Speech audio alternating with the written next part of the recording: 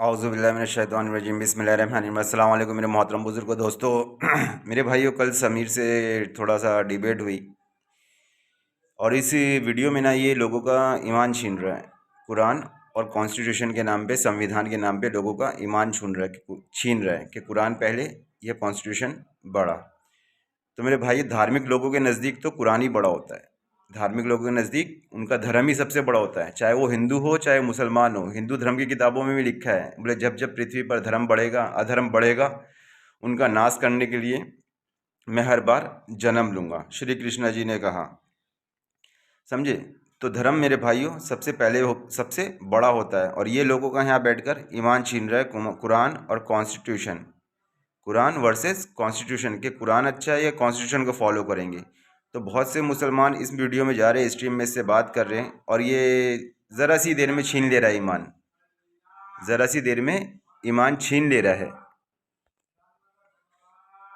से फितने से नहीं बच पा रहे तो दज्जाल के फितने से कैसे बचोगे? चलिए वीडियो प्ले करके दिखाता हूँ किस तरह की ये बात कर रहा है। जो जो भी जो भी उसमें होगा, लीडरशिप में होगा, उसको फॉलो करना ही पड़ेगा ना। चले, बहुत बहुत शुक्रिया आपका, आपकी जलेबी के लिए। Next collar. जो जो भी जो भी उसमें होगा, ये हो चुका है, ठीक है। तो आम सिटीजन है, अब वो क्या कर रहे हैं कि वो इस्लामिक शरा को फॉलो कर रहे हैं, क्योंकि उन्होंने इस्लामिक शरा को नाफिज कर दिया हमला करके। तो ऐसा तो किसी भी कंट्री में हो सकता है, सीरिया में ये हो चुका है, ठीक है। और उससे पहले जो है ना, काफी सारी कंट्रीज में ये हो चुका है, लेबनान में, लीबिया में। तो मैं आपसे ये पूछना चाह रहा हूँ, अगर हमारे देश के अंदर ऐसी कोई कंडीशन आती है, तो आप इस्लामिक शरा को सपोर्ट करेंगे या देश को सपोर्ट करेंगे, कॉन्स्टिट्यूशन को? मैं सीधा सवाल पूछ रहा हूँ, क्यों जवाब नहीं दे रहे आप? जो जो भी जो भी उसमें होगा, लीडरशिप में होगा, उसको फॉलो करना ही पड़ेगा ना। चले, बहुत बहुत शुक्रिया आपका, आपकी जलेबी के लिए। Next collar. देखिए मेरे भाइयों, इतनी सी देर में ईमान गया। जो भी लीडरशिप होगा कंफ्यूज, और भी बहुत से ऐसे मुसलमान थे, 17 मिनट की पहले हो चुकी है। मैं इंशाल्लाह इसको भी पार्ट पार्ट में अपलोड करूंगा इस वीडियो को। मैं भी गया था स्ट्रीम में, मेरी बात हुई, मगर क्या करें, बड़े इन लोग के हाथ में रहता है ना भाई, जो चाहे बोल सकते हैं, जो चाहे कर सकते हैं। हाँ, तो फिर ये देखिए ज़रा, मैं क्या बोल रहा था मेरे भाई, जब इतने से फितने से अभी आप लोग नहीं बच पा रहे अपने ईमान को, तो दज्जाल के फितने से कैसे बचाओगे? उसके फितने कितने खतरनाक होंगे। तो चलिए वीडियो प्ले करता हूँ और मेरी भी डिबेट थोड़ी सुनाता हूँ। को लेके आते हैं। जी, ह्यूमन ह्यूमन जी, आपका स्वागत है। कैसे हैं सर आप? हाँ सर, बहुत अच्छे हैं और आप लोग बहुत अच्छा काम कर रहे हैं। Thank you so much. आज के टॉपिक से सीधा सवाल पूछता हूँ सर। आज के टॉपिक से सर, तारीफ मत कीजिए, वो जरूरी नहीं है, जरूरी काम होना है। बहुत बहुत शुक्रिया आपकी तारीफ के लिए। मुझे ये बताइए सर, आपके लिए आपका धर्म, आपका मजहब, आपके ग्रंथ, ये पहले आते हैं या देश का कॉन्स्टिट्यूशन और देश पहले आता है सर? देश का कॉन्स्टिट्यूशन और देश पहले आता है सर। देखा मेरे भाइयों, गया ना ज़रा सी देर में ईमान। ज़रा सी देर में ईमान गया ना। हालांकि हिंदू सनातनी को तो कितने जो ईमान वाले हैं, कट्टर है, वो लोग जानते हैं उनके लिए धर्म सबसे बड़ा है। हर धार्मिक लोगों के नज़दीक कोई भी धर्म हो, उनके लिए धर्म सबसे बड़ा है। और धर्म ऐसा तो है नहीं कि उसे कॉन्स्टिट्यूशन की पालन करने से मना करता है। धर्म ऐसा भी नहीं सिखाता कि तुम अपने कॉन्स्टिट्यूशन का, अपने देश का भला ना करो, उससे नफरत करो। तो ज़रा सी देर में ईमान चला जा रहा है। चलिए अब मेरी डिबेट दिखाता हूँ इंशाल्लाह। भाईजान, मैं आपसे जानना चाहता हूँ, क्या कुरान के अंदर रिफॉर्मेशन पॉसिबल है? ये रिफॉर्म हो सकता है क्या? कुरान या बदला जा सकता है? उसकी कोई आयत या कोई हुक्म कोई बदला जा सकता है क्या? सीधा सवाल है। नहीं भाई, नहीं, कयामत तक कुछ नहीं बदला जा सकता उसमें भाई। ओके, तो आप ये कह रहे हैं क्या नाम है आपका? एक मिनट। सीकिंग आंसर जी, आप ये कह रहे हैं कि आपके धर्म में, सीकिंग आंसर जी, आपके हिंदुइज्म में, आप जिसको फॉलो करते हैं, उसमें रिफॉर्मेशन के रास्ते खुले हुए हैं, और अगर कोई चीज आपको सही नहीं लगती है तो आप उसको हटा देंगे, फॉलो नहीं करेंगे, बदल देंगे। लेकिन वहीं हमारे मुस्लिम भाई हैं कॉलर, इनका कहना है कि कुरान कयामत तक के लिए एज इट इज रहेगा और ये उसको रिफॉर्म नहीं कर सकते हैं। अच्छा ठीक है, मैं इनसे बात करूँ। मेरे भाई, ये जो बोल रहा है ना, ये सामने वाला, ये बैठा है ना, ये शख्स, ये हिंदू है। ये साफ कह रहा है कि मैं अपने धर्म में चेंजिंग कर सकता हूँ, सब कर सकता हूँ, उसको फॉलो कर सकता हूँ, कॉन्स्टिट्यूशन को फॉलो कर सकता हूँ। तो इस बात को ध्यान में रखना। यहाँ पे समीर ने खुद बोला है कि चेंज कर सकता हूँ, ये कर सकता हूँ, मैं अपने धर्म को चेंज कर सकता हूँ, मतलब उसमें जो भी कुछ लिखा हुआ है उसमें बदलाव कर सकता हूँ। तो यही बदलाव करने के चक्कर में ना, पहले लोगों ने धर्म से फिर गए, धर्म से हट गए, जिसका पालन करना चाहिए था नहीं किया था। इस बात को नोट करना, क्योंकि अगले वीडियो में, अगले पार्ट में इस बात पे डिस्कशन होगी, क्योंकि कुरान की एक आयत पढ़ के लोगों को बहका रहा था। सीकिंग आंसर आंसर जी, बहुत बहुत शुक्रिया आपके जुड़ने का, बहुत अच्छा लगा आपसे बात करके। एग्जाम्पल है बाल विवाह, आज थिंग्स हो नहीं देता। अब्बास भाई, सबसे पहले तो अस्सलाम वालेकुम, वेलकम है अब्बास भाई आपका, कैसे हैं? अल्हम्दुलिल्लाह, अल्लाह का शुक्र है, एकदम बढ़िया। ओके, अच्छा आपकी इजाजत हो तो जनाब ये 2 मैसेज आए हैं, 2 चैट आए हैं, मैं ले लूं? चोजे जी ने $10 का कंट्रीब्यूशन करते हुए लिखा है, ये इसको पैसा भेज रहे हैं ना मेरे भाइयों, तो कुरान करीम में अल्लाह फरमाता है, रसूल ये लोग जो लोगों को अल्लाह के रास्ते से रोकने के लिए माल खर्च करते हैं, तो सभी अभी और खर्च करेंगे, आखिर में उनको खर्च करना कुछ फ़ायदा ना देगा और ये लोग मगलूब हो जाएंगे, हार जाएंगे। तो बहुत ज़माने से इस्लाम से रोकने के लिए लोग खर्च करते आए हैं, अपने बड़े बड़े माल दौलत सब कुछ खर्च करते आए, मगर इस्लाम रुका नहीं। तो इस्लाम रुकने वाली चीज़ नहीं है मेरे भाइयों। God will bless you, Samir ji, and your team for helping Mormons to leave this satanic Arabic cult and embarrass God. जी बहुत बहुत शुक्रिया आपके सुपर चैट और आपके प्यारे से मैसेज के लिए, बहुत बहुत धन्यवाद। जी अब्बास भाई, तो मेरा सवाल आपसे भी सीधा वही है जो कि सभी लोगों से आज का मेरा टॉपिक है। अगर मैं आपसे ये पूछूं कि आपके लिए देश और देश का कानून पहले है या इस्लाम और कुरान पहले, तो आपका जवाब क्या होगा? मेरे लिए तो एकदम सिंपल सवाल है भाई। मेरा कुरान सबसे पहले है, क्योंकि मेरा कुरान मेरे देश की वफादारी करने से मना नहीं करता। मेरा कुरान तो कहता है कि वफादारी करो, और मेरे पैगंबर ने करके भी दिखाया है। अच्छा एक काम करें, मुझे कुरान की वो आयत दिखा दें जिसमें लिखा हुआ है अपने देश के लिए वफादारी करो। हाँ, मेरे पैगंबर इब्राहिम यूसुफ अलैहिस्सलाम जो मिस्र में रहते थे। यूसुफ अलैहिस्सलाम आपके पैगंबर नहीं है, आपके पैगंबर जनाब मोहम्मद रसूलुल्लाह सल्लल्लाहु अलैहि वसल्लम है। सुनो ना, हेलो, मैं जलेबी भाईजान, मैं जलेबी खाने के मूड में बिल्कुल नहीं हूँ। यही बात रहती है भाई, इनसे डिबेट पे जाते ना तो बोलने नहीं देते और अपने चम्मचगिरी चलाते रहते हैं। तो बटन इनके हाथ में रहता है, जो चाहे बोल सकते हैं, कर सकते हैं। मुझे दलील पेश करने दे नहीं रहे और बीच में आके टोक देते हैं।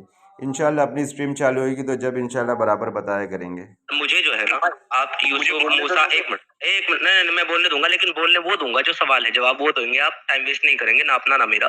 मुझे आपके साथ उस पे जाना ही नहीं है कि यूसुफ ने क्या किया, मूसा ने क्या किया, ईसा ने क्या किया और आदम ने क्या किया, नूह ने क्या किया, जकरिया ने क्या किया, मैं नहीं जानना चाह रहा हूँ।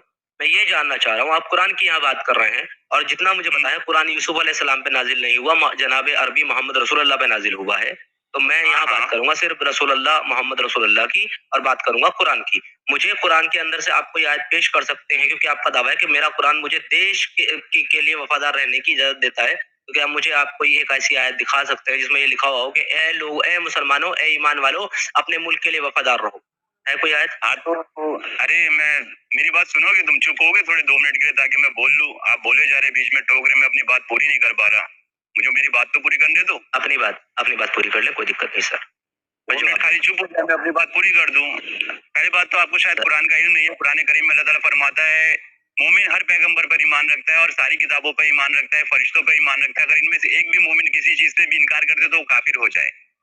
ये बात सही है क्या नहीं? अच्छा, इसमें देश कहाँ से आया? इसमें देश कहाँ से आया? तो एक मिनट सुनोगे? तो फिर मैं यूसुफ अलैहिस्सलाम पे ईमान क्यों ना रखूं? अच्छा, तो बिल्कुल रखे यूसुफ अलैहिस्सलाम पे ईमान। तो यूसुफ अलैहिस्सलाम पे ईमान रखने से देश का क्या ताल्लुक है? हाँ, देश का ये ताल्लुक है क्योंकि यूसुफ अलैहिस्सलाम हमारे पैगंबर जब मिस्र मुल्क में उनको निकाल के लेके गया कुएं में, तो वहाँ जब उनको रहे बादशाह के कानून के मुताबिक, बादशाह के कानून को फॉलो कर रहे थे और वो भी फर्मा बरदारी से। और जब उन कुरान में ये बात साफ लिखी हुई है कि जब अपने यूसुफ क्या कानून था बादशाह का वहाँ? क्या कानून था वहाँ बादशाह का? वो जो भी उसका कॉन्स्टिट्यूशन था, वो जो भी उसको था, मगर हाँ ये बात साफ लिखी हुई है उसमें कि वो बादशाह के कानून के मुताबिक अपने भाई को नहीं ले सकते थे। तो उन्होंने अपनी तदबीर की और वो अपने बादशाह के खिलाफ, कानून के खिलाफ नहीं गए। और दूसरी बात मैं और बता दूं देश के ताल्लुक से, इब्राहिम अलैहिस्सलाम हमारे नबी, हमारे पैगंबर, हम ईमान रखते हैं उस पर, सारे ही मुसलमान ईमान रखते हैं। रसूलुल्लाह सल्लल्लाहु अलैहि वसल्लम का एग्जांपल पेश करें कोई एक। क्यों? देखा मेरे भाई, अब बात घुमाने लगा। जब इब्राहिम अलैहिस्सलाम की दुआ की बात भी आई ना, या अल्लाह इस शहर को अमन की जगह बना दे, तो अभी बात घुमाने लगा, भागने लगा। अब भाई क्या करे, स्ट्रीम इन लोगों की है, बटन इनके हाथ में, नहीं तो इनको ऐसे ऐसे हवाले पेश करते, ऐसी ऐसी दलीलें पेश करते हैं। आप देखते तो देखिए अभी एक ऐसी पलटी मारा। मैं अभी वो दोनों हवाले पेश करूँगा इंशाल्लाह। इस वीडियो का दूसरा पार्ट भी आप लोगों के सामने पेश करूँगा। तो ये लोग जो धर्म के नाम पे, कॉन्स्टिट्यूशन के नाम पे मेरे भाइयों लोगों को ईमान बहकाते ना, जैसे अभी सामने वाले ने बोल दिया कि कुरान को फॉलो करेगा या सीधा बोल रहे हैं ना, कुरान या कॉन्स्टिट्यूशन, कुरान वर्सेस कॉन्स्टिट्यूशन, किसको मानेगा? डायरेक्ट मेरे भाइयों ईमान से गाफिल हो रहे हैं। इतना छोटे से फितने से अगर नहीं बच पाएंगे हम लोग, तो दज्जाल का फितना का तो क्या हाल होगा। और कितने मुसलमान इसमें कह दे रहे हैं कि इसकी बातों में आके, बहकावे में आके, कि हम कॉन्स्टिट्यूशन को फॉलो करेंगे। अरे मेरे भाइयों, हमारे कुरान ने हमें कब कॉन्स्टिट्यूशन करने से मना किया है? हमारे पैगंबर यूसुफ अलैहिस्सलाम मिस्र बादशाह में रह रहे हैं। मैं वो हवाले पेश करता हूँ, आप लोग समझ जाओगे। ये देखिए, इसमें अल्लाह क्या फरमाता है, फिर यूसुफ ने अपने भाई के शलीते से पहले उनके शलीतों को देखना शुरू किया, फिर अपने भाई के शलीते में से उसको निकाल लिया। इस तरह हमने यूसुफ के लिए तदबीर की, वरना बादशाह के कानून के मुताबिक वे खुदा की मशीयत के सिवा अपने भाई को नहीं ले सकते थे। हम जिसके चाहते हैं दर्जे बुलंद करते हैं, और हर इल्म वाले से दूसरा इल्म वाला बढ़कर है। तो मेरे भाइयों, यूसुफ अलैहिस्सलाम दूसरे मुल्क में रह रहे थे, दूसरे कानून में रहते, दूसरे के कॉन्स्टिट्यूशन में रह रहे थे, और उस कॉन्स्टिट्यूशन का पालन कर रहे थे। आज जब हमारे पैगंबर पालन कर सकते हैं तो हम नहीं कर सकते? और दूसरी मैंने उसे मिसाल दिया इब्राहिम अलैहिस्सलाम के, इब्राहिम, हाँ हाँ, इब्राहिम अलैहिस्सलाम की दुआ से ताल्लुक़ से, कि अल्लाह शहर को, मक्का को अमन की जगह बना दे। तो जब हमारे पैगंबर अपने शहर के लिए दुआ कर सकते हैं, तो क्या हम अपने देश के लिए दुआ नहीं कर सकते? चलिए वो दुआ भी आप लोगों को दिखाता हूँ। तो सूरह यूसुफ की आयत नंबर ये 76 में है। शायद आप लोगों को और सुनाना भूल गया, जिसमें देखिए यूसुफ अलैहिस्सलाम फरमा रहे हैं, यूसुफ ने कहा, मैंने ये बात इसलिए पूछी है कि अजीज़ को यकीन हो जाए कि मैंने उसकी पीठ पीछे उसकी अमानत में ख़यानत नहीं की, और खुदा ख़यानत करने वालों को, मक्कारों को सीधा रास्ता नहीं दिखाता।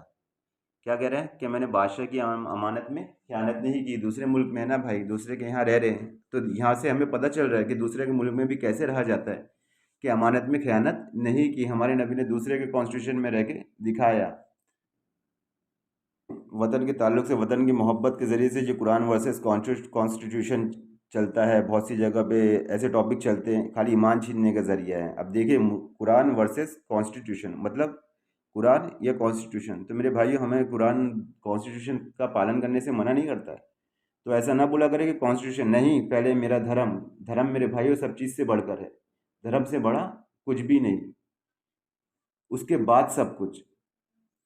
और भी वक्त याद करो जब इब्राहिम ने खुदा से अर्ज़ की थी कि परवरदिगार, इस शहर मक्का को अमन व अमान की जगह बना दे, और मुझे और मेरी औलाद को इस बात को बचा ले कि बुतों की परस्तिश करने लगे। क्या फरमाया? और वे वक्त याद करो जब इब्राहिम ने खुदा से अर्ज़ की कि परवरदिगार, इस शहर मक्का को अमन व अमान की जगह बना दे, और मुझे और मेरी औलाद को इस बात से बचा ले कि बुतों की परस्तिश करने लगे। जब हमारे पैगंबर, हमारे सूरह इब्राहिम की आयत है 35 नंबर, याद रखना, कभी किसी से डिबेट हो तो ज़रूर देना कि यार जब हमारे नबियों ने अपने देश से, अपने वतन से मोहब्बत की, तो क्या हम क्यों नहीं करें? हम क्यों नहीं कर सकते? आगे थोड़ी सी और प्ले करता हूँ, फिर इसका एक पार्ट और बनाऊंगा दूसरा।